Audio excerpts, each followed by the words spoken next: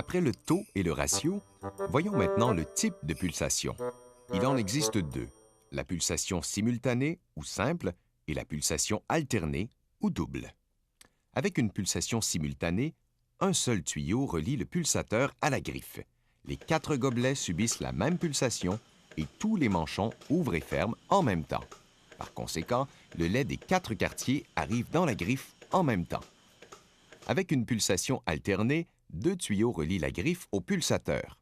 Lors de la traite, 2 manchons sont ouverts pendant que les 2 autres sont fermés et dans la griffe, le lait arrive d'un côté puis de l'autre. La pulsation peut être alternée gauche-droite ou encore avant-arrière. Lorsque la pulsation est alternée avant-arrière, le ratio peut être plus élevé à l'arrière. On peut ainsi avoir un ratio 60-40 à l'arrière et 55-45 à l'avant. Ceci est intéressant lorsque dans un troupeau, les vaches donnent plus de lait en arrière. Mais de nos jours, à cause de l'amélioration de la génétique des vaches, c'est de moins en moins nécessaire. Ce type de pulsation demande de la vigilance, car si les tuyaux se débranchent, il faut s'assurer de les remettre du bon côté. Autrement, on se retrouverait avec une traite plus rapide à l'avant.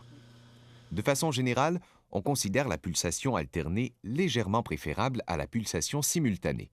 Toutefois, si votre système de pulsation simultanée fonctionne bien, il n'est pas urgent de le changer.